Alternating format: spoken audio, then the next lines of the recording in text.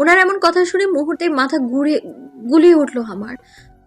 তার মানে আশ্রমের নারী পাচার হয়, আর এখন আমাকে পাচার করা নিয়ে কথা হচ্ছিল এতক্ষণ যাবৎ। তার মানে রিদ খানও আমি কিনে নিয়েছে এখান থেকে।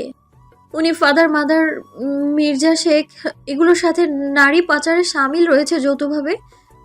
রিদ খান শুধু আমাকে নিজের চাহিদার জন্য ব্যবহার করছে। কথাটা ভেবে কান্নায় ভেঙে পড়ি আমি। আমার কান্নার শব্দে যেন ওদের কানে পর্যন্ত না যায়, তার জন্য নিজের হাত দিয়ে শক্ত করে চেপে ধরি নিজের মুখ। তারপরে আস্তে করে দেয়াল ঘেঁষে বসে পড়ি জায়গায় কান্না করতে করতে। আমার এমন করার মধ্য দিয়ে মাদার উঠে বলে দাঁড়িয়ে, মাদারের এমন কথায় উনি রাগে ঘুরে দাঁড়িয়ে মাদারকে উদ্দেশ্য করে বলে ওঠে, আমার কাজে ইন্টারফেয়ার করা আমার মোটেও পছন্দ নয় মিসেস এথেন্স। আমাকে কি করতে হবে সেটা অবশ্যই আপনি শেখাবেন না। আপনার কাজ হলো আমার তৃপ্তিকে দেখে রাখা, আর সেটা পর্যন্তই আপনি সীমাবদ্ধ থাকুন। আমাকে অযথা আপনার এসব ফালতু জ্ঞানদান করতে আসবেন না। কথাটা বলে উচ্চ স্বরে চিৎকার করে বলে ওঠে, আসিফ, এই হারামির বাচ্চাটাকে নিয়ে দৌড়া আমার চোখের সামনে থেকে। এর ব্যবস্থা আমি আজই করব। এই বাপ বেটা দুটোকে নিয়ে বিদায় হও আমার সামনে থেকে। কথাটা বলার সাথে সাথে মির্জা শেখ ও জিসান শেখ, আসিফ ও বাকি চারজন বডিগার্ড মিলে ধরে নিয়ে যেতে চায় নিজেদের সাথে। এতে করে জিসান শেখ ও তার বাবা রিদ খানের কাছে নিজেকে বাঁচানোর জন্য চিৎকার করতেই থাকে। আর রিদ খান তখনও রাগে গজগজ করতে থাকে ওদের দিকে তাকিয়ে থেকে। আসিফ ও বাকি বডিগার্ডগুলো যখন ওদের নিয়ে দরজা দিয়ে বের হতে যাবে, তার আগেই আমি পর্দার আড়াল থেকে উঠে দাঁড়িয়ে দৌড়ে চলে আসি নিজের রুমে। কোনোরকম রুমে ঢুকে বুক ফাটা কান্নায় ভেঙে পড়ি হাউমাউ করে। যাদের এতটা বিশ্বাস করেছি তারাই আমাদের নিয়ে ব্যবসা করে, আবার এতটা জঘন্য একটা কাজ করে কি করে তারা? আর উনি, ওনাকে তো আমি ভালোবাসতে শুরু করেছিলাম, শেষ পর্যন্ত উনি আমায় কিনেছেন ফাদারের কাছ থেকে টাকা দিয়ে নিজের শারীরিক চাহিদা মেটানোর জন্য। এলোমেলো অবস্থায় রুমে বসে বুক ফাটা কান্না করছি আমি। নিজের কানে যেটা শুনিনি সেটা কিছুতেই মেনে নিতে পারছি না আমি। তাই সেই তখন থেকে এলোমেলো অবস্থায় দেয়াল ঘেঁষে ফ্লোরে বসে কান্না করছি আমি। দুটো বিষয় আমায় ভেতর থেকে কাঁপিয়ে তুলেছে বারবার। যেটা কখনোই আমি কল্পনাতেও চিন্তা করিনি সেটা এখন বাস্তবে ঘটছে আমার সাথে। আর তার জন্য কি করব কিচ্ছু বুঝতে পারছি না আমি। একদিকে যাদের আমার জ্ঞান ফেরার পর থেকে দেখে আসছি, মেনে আসছি, বিশ্বাস করে আসছি, আজ তারাই আমায় বিক্রি করছে পশু সমতুল্য মানুষদের কাছে। এই আশ্রমটাকে আমাদের মতো মেয়েদের আসল ঠিকানা মনে করে আসছি, আর আজ সেই আশ্রমেই নরকের কীট পতঙ্গ আমাদের জন্যও। যাদের আমরা ফাদার মাদার বলে থাকি, নিজের বাবা মা মেনে থাকি, তারাই আসলে আমাদের মুখোশধারী শত্রু।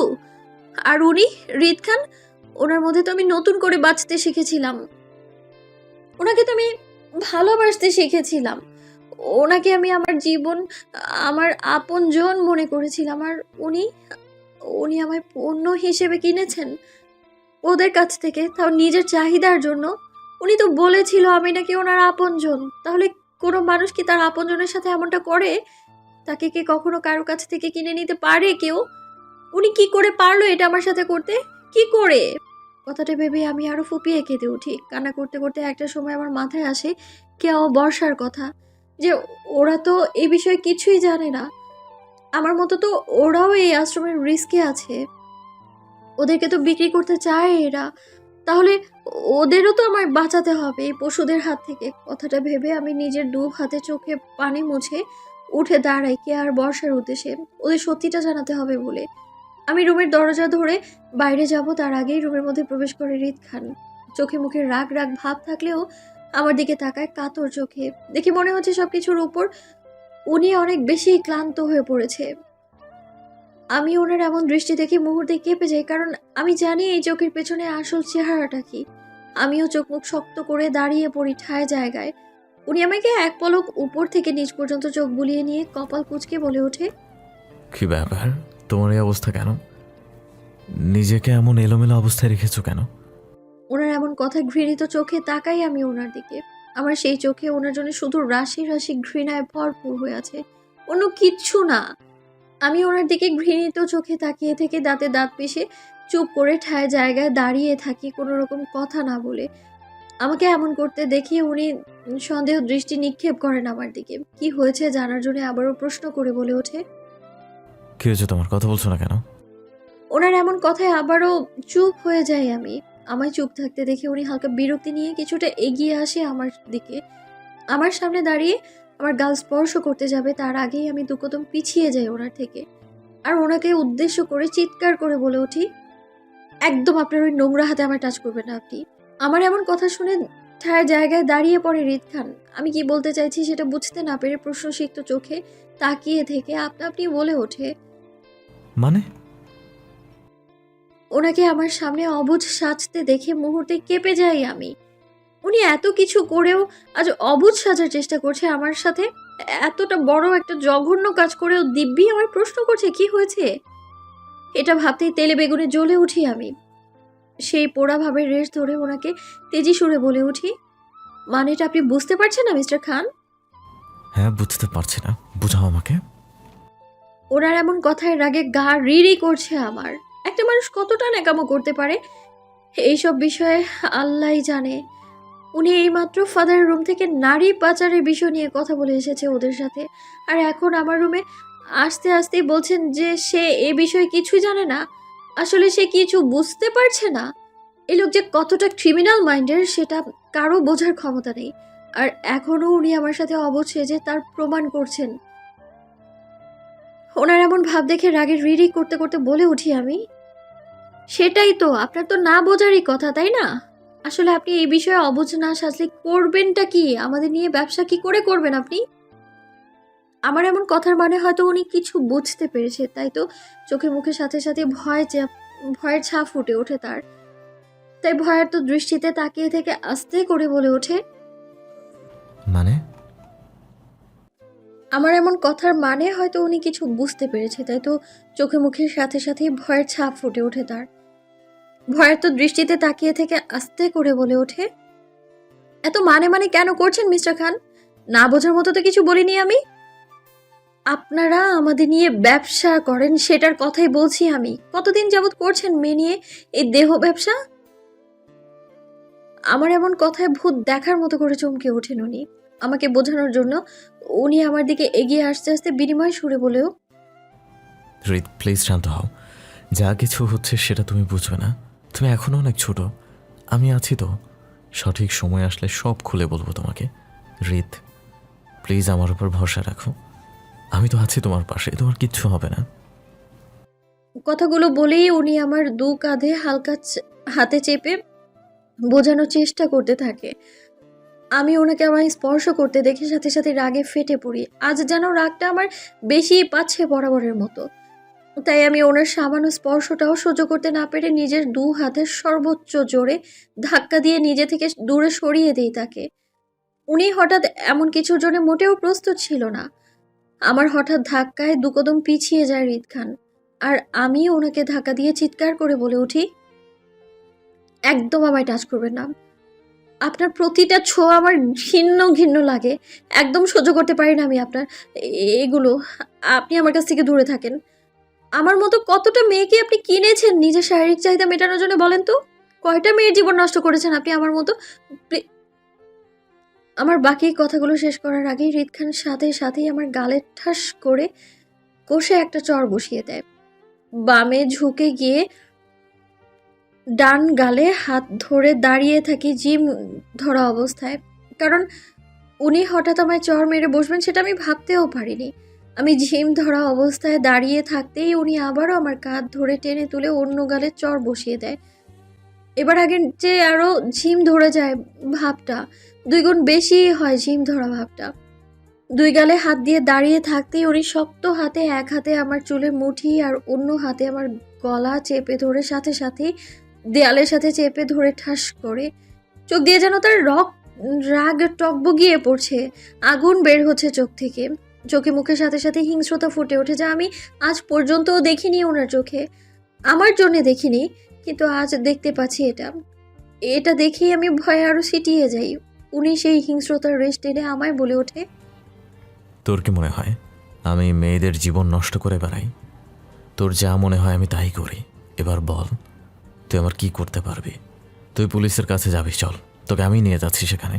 তোর সেখানে গিয়ে আমার নামে কমপ্লেন করার সাথে সাথে ওরা তোকে জেলে ভরে দেবে, কোনো কথা ছাড়াই।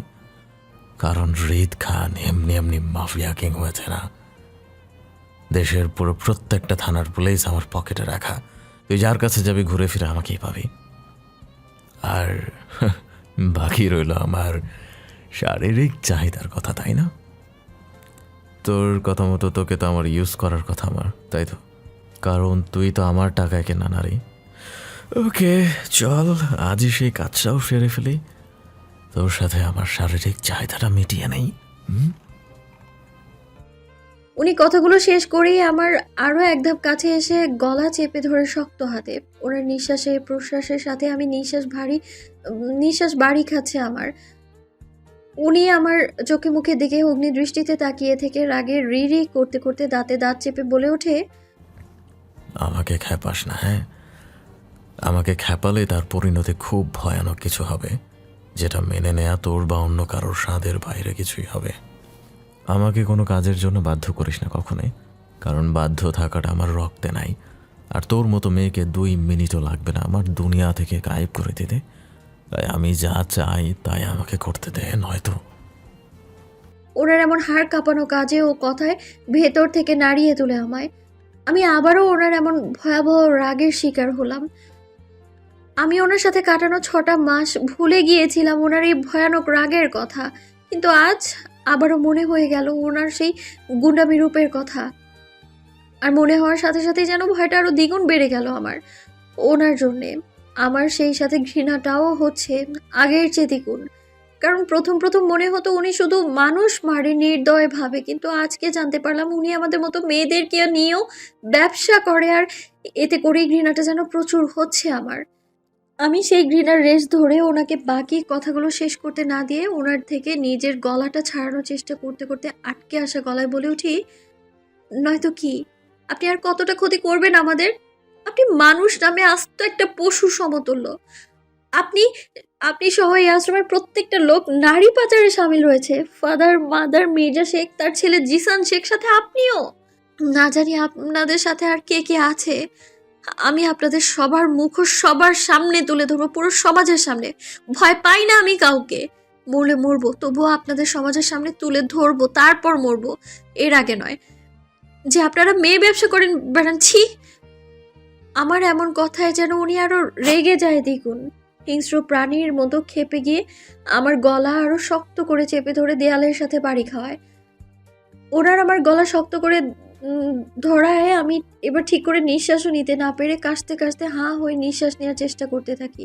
কিন্তু তারপরেও ওনার থেকে বিন্দু মাত্র ছাড় পাচ্ছি না। উল্টা যেন আরো বেশি শক্ত করে ধরছে উনি রাগের জন্য। উনি রাগান্বিত ফেজে আমার হুমকি স্বরূপ দাঁতে দাঁত চেপে বলে ওঠে, সেটা তো আমাদের কাজ। তোদের মতো মেয়ে আমি রোজ একটা করে ভোগ করি, তাহলে তুই বাদ থাকবি কেন? আজকে তোর পর্বটাও শেষ করব। আয়, তোকে ভোগ করে। তোকে আমি আমার ভোগের জন্য রেখেছি, তাহলে তোকে আমি ছাড় দিব কেন? কথাগুলো বলে আমাকে কিছু বলতে না দিয়ে আমাকে সাথে সাথে নিজের কাঁধে তুলে নেয় দক্ষ হাতে। আর আমি ওনার পেছন থেকে পিঠের উপর কিল ঘুষি মারছি নিজেকে বাঁচানোর জন্য। উনি আমায় নিয়ে আমার রুমের দরজাটা ধরে বের হবে, তার আগেই হাজির হয় বর্ষা আর কেয়া। আমার এই অবস্থা থেকে মুহূর্তেই চমকে যায় বর্ষা আর কেয়াও। কি হয়েছে জানার জন্য হৃদ খানকে কিছু বলতে যাবে, তার আগেই হৃদ খানের হিংস্র চেহারাটা দেখে সাথে সাথে চুপ করে যায় বর্ষা। বর্ষা চুপ করে গেলেও কেয়া দমে যায়নি। হৃদ খানের হিংস্র চেহারাটার পেছনে দমে যায়নি কেয়া। কেয়া উত্তেজিত হয়ে একের পর এক প্রশ্ন করেই যাচ্ছে আর হৃদ খান থেকে আমায় ছাড়ানোর চেষ্টা করছে প্রাণপণভাবে। হৃদ খানকে কোনোভাবেই আমায় নিয়ে যেতে পারছে না বলে উনি রেগে আসিফকে হাঁক ছেড়ে ডেকে ওঠে আর বলে, আসিফ। ওনার এমন ডাকে দৌড়ে এগিয়ে আসে আসিফ। হৃদ খানের দিকে এক পলক তাকিয়ে থেকে চারপাশে শুষ্ক চোখে পর্যবেক্ষণ করে বুঝতে পারে এখানে কি হচ্ছে। আসিফ সবটা বুঝতে পেরে বিনিময় সুরে আস্তে করে বলে, জি ভাই বলুন। আসিফের এমন কথায় হৃদ খান কেয়াকে উদ্দেশ্য করে আসিফের শক্ত গলায় বলে, মিস কেয়ার মনে হয় প্রেশার ফল করেছে, তার জন্য এমন ছটফট করছে আমার সামনে নিজের বান্ধবীকে বাঁচাতে। এর মনে হচ্ছে জানে মায়া নাই, তাই বান্ধবীর সাথে নিজেকে বিলাতে চায় অন্য কারো ভাগে। তাই মিস কেয়াকে কিছু একটা কর। আমার কাজে কোনো বাধা পছন্দ না, সেটা তোর অবশ্যই জানা আছে। ওনার এমন হুমকি স্বরূপ কথা শুনে আসিফ সাথে সাথে নিজের মাথা নাড়িয়ে সম্মতি জানিয়ে বলে ওঠে। জি ভাই। কথাটা বলার সাথে সাথে আসিফও কেয়াকে পাজাগুলো তুলে নেয়, সামনের দিকে এগিয়ে যায় বিনা বাক্য ব্যয়। আর কেয়াও আমার মধ্যে নিজেকে বাঁচানোর জন্য হাত পা ছোড়াছুড়ি করতে থাকে এককভাবে।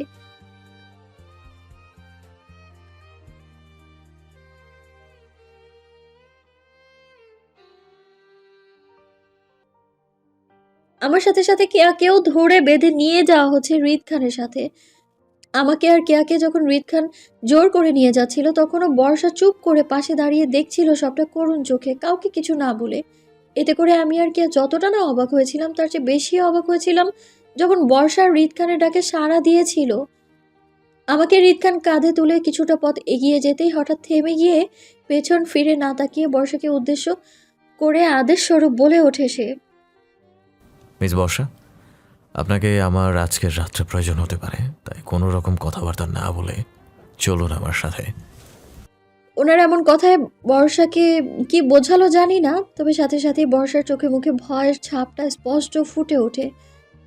আর বর্ষার ভয়টা নিজের মধ্যে সংযম রেখে ভয়ার্ত কণ্ঠে বলল, তার মানে কি তৃপ্তি সবকিছু জানতে? বর্ষাকে বলতে না দিয়ে রিদ খান শক্ত গলায় বলে ওঠে। বেশি কথা পছন্দ নয় মিস বর্ষা। কি হয়েছে সেটা সময়ের সাথে বুঝতে পারবেন। আর আপনি যে জায়গায় দাঁড়িয়ে আছেন সেটা একটু সুখ চোখে পর্যবেক্ষণ করে নিন। আমার মনে হয় আপনি আপনার উত্তর পেয়ে যাবেন। ওনার এমন কথা বর্ষা ভূত দেখার মতো করে চমকে ওঠে, চারপাশে দ্রুত নিজের চোখ বুলায়। বর্ষার চারপাশে কি দেখলো তা জানি না, কিন্তু চারপাশে একটু দেখেই চুপ করে যায় আপনা আপনি। আর কোনো কথা না বলে চুপচাপ চলে আসে রিদ খানের পেছন পেছন। আমি বর্ষার এমন কাণ্ডে হতভম্ব হয়ে যাই সাথে সাথেই। সাথে এটা ভাবতে থাকি, কি এমন লুকোচুরি খেলছে বর্ষা আর রিদ খান। আমার এমন চিন্তা ভাবনার মাঝে রিদ খান থেকে ছোটার জন্য হাত পা ছোড়াছুড়ি করতে থাকি আর চিৎকার করে আশ্রমের সবাইকে বলতে থাকি আমাদের বাঁচানোর জন্য রিদ খানের হাত থেকে। কিন্তু আমাদের কান্না শুনে কেউ এগিয়ে আসেনি রিদ খানের সামনে।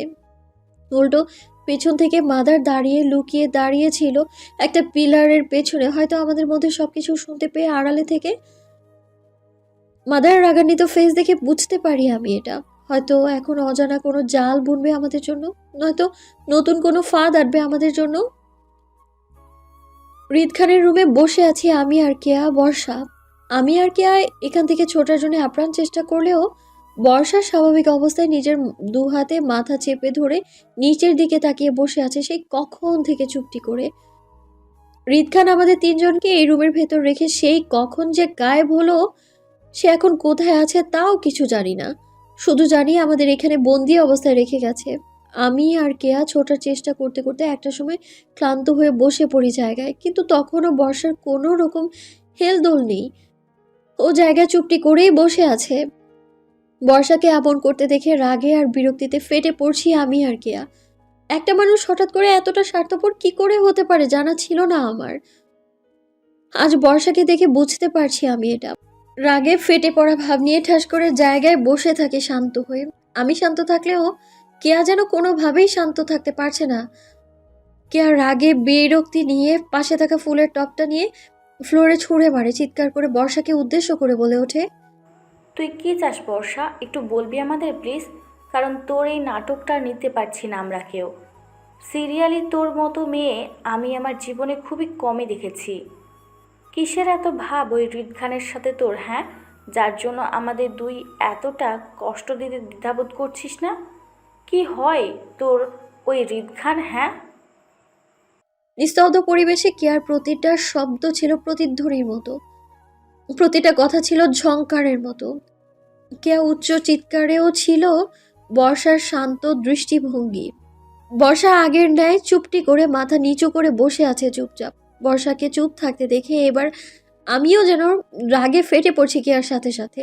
আশ্চর্য, একটা মানুষ এত কিছু শোনার পরেও এতটা শান্ত হয়ে কিভাবে বসে থাকতে পারে? যেখানে আমিও কেয়া উত্তেজনায় পাগল হয়ে যাচ্ছি, সেখানে আমার মধ্যে যদি এটা পাগলপূর্ণ হয়, তাহলে তো বর্ষার মধ্যে তার বিন্দু মাত্র খারাপ লাগছে না আমাদের জন্য। এতটা নিষ্ঠুর কি করে হতে পারে বর্ষা? আমি এই চিন্তা ভাবনায় রাগ করে রাগে ফেটে পড়া অবস্থায় দাঁতে দাঁত চেপে বলে উঠি, তুই কি কিছু বলবি আমাদের বর্ষা? কারণ তোর এই অসময় চুপ থাকাটা সাংঘাতিক বিরক্তিদায়ক মনে হচ্ছে আমাদের কাছে। আমার এমন কথায় বর্ষা আগের ন্যায় বসে থেকে মাথা নিচু করে শান্ত সুরে বলে ওঠে, আমার কিছু বলার নাই তোদের। বর্ষার এমন কথায় তেলে বেগুনে জ্বলে উঠি আমি। আর কেয়া, বর্ষার শান্ত সুরে এই কথাগুলো ছিল আগুনে ঘি ঢালার মতো। আর সেটা হয়ে কেয়া তেলে বেগুনে জ্বলে উঠে বলল, তার বলার থাকবে কেন তোর? তুই তো পারিস ওই রিদ খানকে সাপোর্ট করতে নারী পাচারের কাজে। আজ তোর জন্য আমিও তৃপ্তির পরিস্থিতির শিকার হলাম। শুধু আমরা দুজন নয়, বরং আমাদের আশ্রমের পুরো মেয়েরা তোর জন্য এই পরিস্থিতির শিকার। কি করে পারলি তুই রিদ খানের মতো দালালকে সাপোর্ট করতে, আমাদের নিয়ে ব্যবসা করতে? তোর একটুও বুক কাঁপলো না? কেয়া উচ্চ স্বরে কথা বলায় বর্ষা আস্তে করে নিজের মাথাটা তুলে উপরে কেয়ার দিকে তাকিয়ে থেকে শান্ত সুরে বলল, না, কাঁপেনি আমার বুক রিদ খানকে সাপোর্ট করতে। আর কেন কাঁপবে বলতো? রিদ খান তো কোনো খারাপ কাজ করছে না আমার দৃষ্টিকোণ থেকে। এখন যদি রিদ খান তোদের সাথে খারাপ কিছু করে থাকে তো আমাকে বোঝাতো কিভাবে করেছে তোদের সাথে কিছু। না বল না, কি এমন খারাপ কাজ করেছে তোদের দুজনের সাথে রিদ খান? আজ আমারও বড্ড জানতে ইচ্ছা করছে যে কি করেছে কি তোদের সাথে এমন রিদ খান। আচ্ছা, কেয়ার কথা না হয় বাদই দিলাম, তৃপ্তি তুই তো বিগত 6 মাস ধরে রিদ খানের সাথে ঘুরে বেরিয়েছিস, তাই না? তাহলে তুই বলতো, রিদ খান কি তোর সাথে কখনো কোনো খারাপ আচরণ করেছে যেটার মাধ্যমে তোর মনে হয়েছে যে উনি তোকে বাজেভাবে ছুঁয়েছে? আচ্ছা, এটা বাদ দে, তোকে কখনো কোনো সময় রিদ খান কোনো ছেলের সামনে পড়তে দিয়েছে? এমনকি বিগত 6 মাস আমাদের আশ্রমের কোনো কাজেই ছেলে হোক বা টিচার হোক বা ফাদারই হোক, কেউ কি কখনো তোর সাথে কথা বা সামনে এসেছিল কখনো এই 6 মাসে? আমার তো মনে হচ্ছে না এমন কিছু হয়েছে বলে। বর্ষার এমন কথায় চমকিত হলাম আমি, কারণ বর্ষা যা বলছে তার সবটাই সত্যি। রিদ খান আমার জীবনে আসার পর থেকে আমি দ্বিতীয় কোনো পুরুষের সাথে আমার কোনো কথা বা দেখা হয়নি। আর ওনাকে নিয়ে এতটাই ব্যস্ত ছিলাম যে কখনো এই বিষয়টা আমি লক্ষ্যই করতে পারিনি। তাই বর্ষার সাথে সাথে আমি চমকিত হয়ে বলে উঠি, মানে? মানেটা খুবই সহজ তৃপ্তি, সহজটা কখনোই চোখে পড়ে না তোর, সবসময় উল্টোই চোখে পড়ে তোর। তুই সম্পূর্ণ বিষয়টি না জেনেই সবাইকে একের পর এক দোষ দিয়ে যাচ্ছিস, তাও তাদের দোষ দিচ্ছিস যারা তোকে বাঁচানোর জন্য ভয়ানক কিছু শত্রুর সাথে রোজই মাইন্ড গেমস খেলতে হচ্ছে, শুধু তোকে সেভ করার জন্য, শুধু তোকে এইসব থেকে দূরে রাখার জন্য তাদের মতো লোকেদের সাথে চলতে হচ্ছে রিদ খানকে।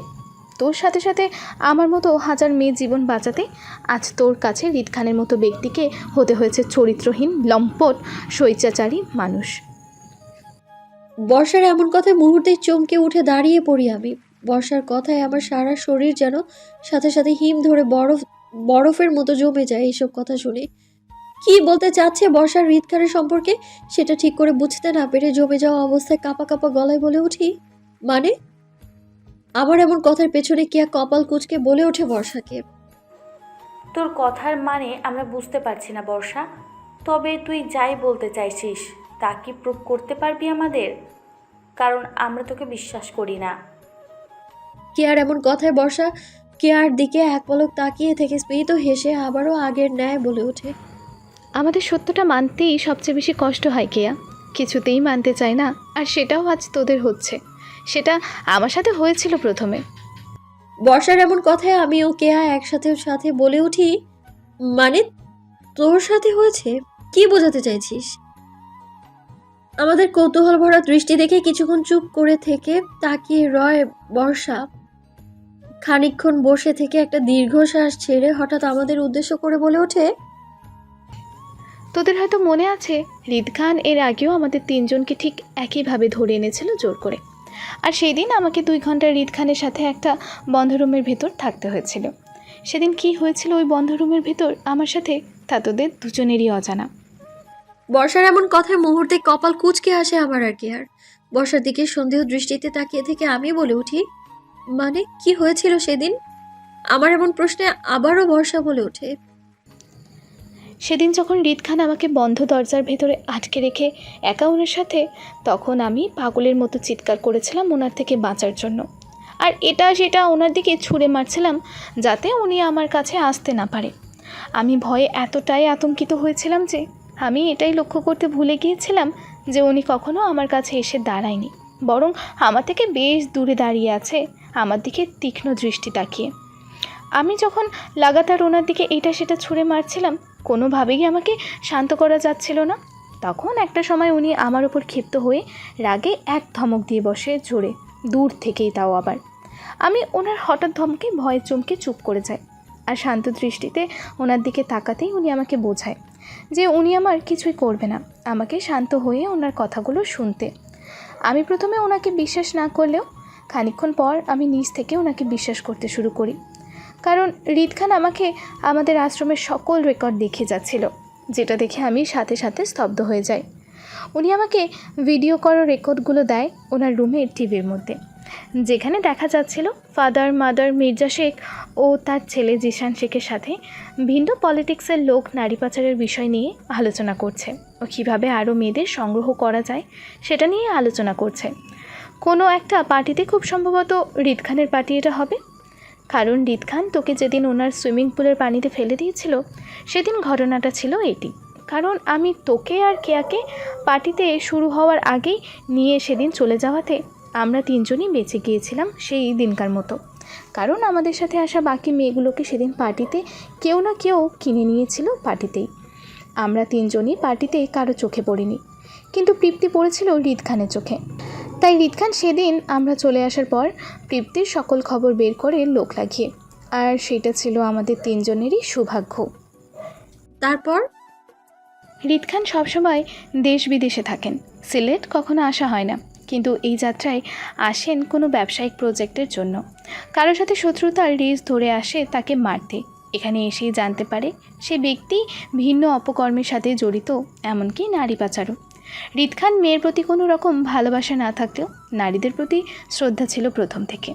মেয়েদের সম্মান করায় ভাবেন ব্যক্তিকে মেয়ে ফেললে হয়তো সব ঠিক হয়ে যাবে বা নারী পাচারও বন্ধ হয়ে যাবে, কিন্তু হৃদ খানের ধারণা ভুল প্রমাণ করে দিয়ে জানতে পারে এটা কোনো ছোটোখাটো গ্যাং নয়, বরং সিলেটের নামি দামি পলিটিক্স লিডাররা জড়িত এই কাজে। হৃদ খান একদিন সকালে সেই ব্যক্তিকে মারতে গিয়ে জানতে পারে এসব কিছু, আর সেদিন সকালেই তৃপ্তি তুই গিয়ে হাজির হোস সেখানে, আর হৃদ খান সম্পর্কে তোর মনে একটা বাজে ধারণা সৃষ্টি হয়। হৃদ খান সেদিনের পর থেকে সবার সম্পর্কে তথ্য জোগাড় করে রাখে, আর সঠিক সময় আসলে তাদের উপযুক্ত শাস্তি দিচ্ছে মৃত্যুদণ্ড। আর কারা কারা এই কাজে জড়িত আছে জানতে হৃদ খানও তাদের সাথে হাত মেলায়। সবই ঠিক ছিল, কিন্তু তোকে ভালোবাসার পর থেকে হৃদ খানের ভয়টা আরও জেঁকে বসে তোকে হারানোর, আর তার রেস ধরে সিলেট থেকে কোথাও যাওয়া ছেড়ে দেয়। সব সময় তোর আশেপাশে থাকার চেষ্টা করত, তোর আশেপাশে যেন কোনো পুরুষ ভিড়তে না পারে তার দায়িত্ব নিয়েছে মাদারকে ও আমাকে সেদিন ওনার সহযোগিতা হিসাবে রেখেছিল। আমি ওনাকে ভিন্ন সময়ে আশ্রমের বিভিন্ন তথ্য দিতে থাকতাম গোপনে। বেশ হেসে কথা বলার চেষ্টা করতাম ফাদার ও মাদারের সামনে, যাতে ওরা মনে করে আমি পুরুষদের প্রতি আসক্ত বা আমার পুরুষের নেশা আছে, কারণ তারা সেটা মনে করলে আমাকে সহজভাবে নেবে, পর থেকে আমাকে একা মুক্ত ছাড়বে কোথাও, সেই জন্য সেটাও আমাকে হৃদ খান বলেছিল করতে। আমাদের আশ্রমের 18 বছরের পর মেয়েগুলো আর খুঁজে পাওয়া যায় না কেন, তারা কোথায় যায় আমরা কেউ জানি না। ফাদার ও মাদারকে তাদের সম্পর্কে জিজ্ঞাসা করলে তারা বলে তাদের নাকি এই আশ্রম থেকে বিয়ে দিয়ে দূরে পাঠানো হয় তাদের স্বামীর সাথে, কিন্তু আজ পর্যন্ত আমরা কেউ কোনো মেয়েকে বিয়ের পর স্বামী নিয়ে আসতে দেখিনি, কারণ তাদের সবাইকে বিক্রি করা হয় দেশের বাহিরে। আমার 18 বছর হওয়ার আমাকেও সেদিন বিক্রি করা হতো, কিন্তু তৃপ্তির অবস্থা খারাপ থাকায় চলে এসেছিলাম আমি। আজকেও হৃদ খান তোকে সেফ রাখার জন্য এই মির্জা শেখ ও তার ছেলে জিসান শেখের সাথে ফাদারের রুমে বসেছিল। তাদের যাতে সন্দেহ না হয় তার জন্য উনি তোর সাপোর্টে কিছু বলতে পারছিল না ফাদার ও মাদারের সামনে।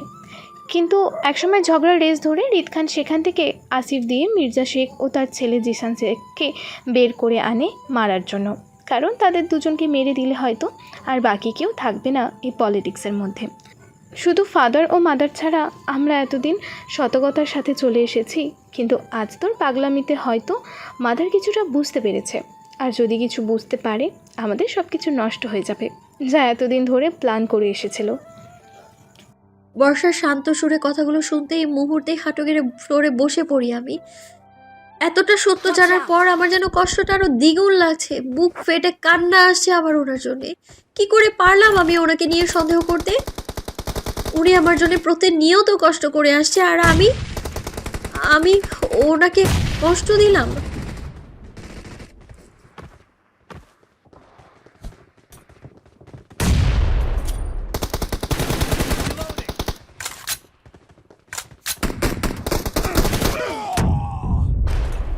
Watch out!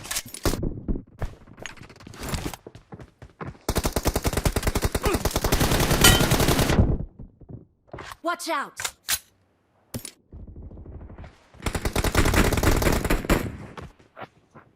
Mark the location.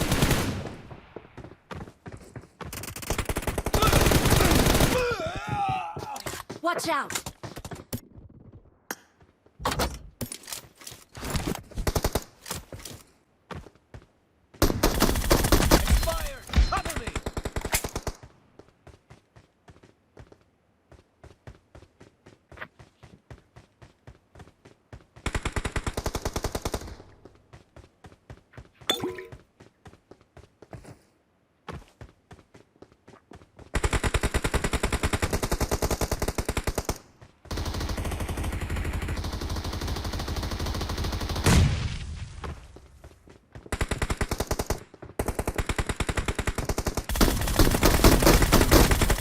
Team is in the lead.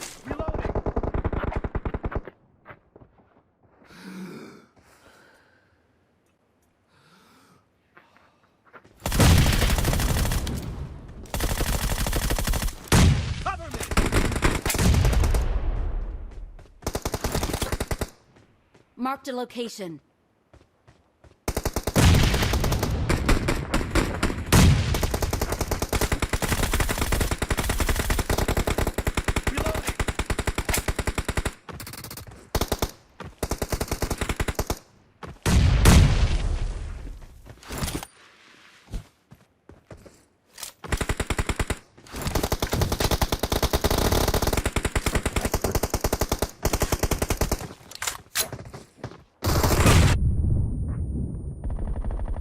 Marked a location.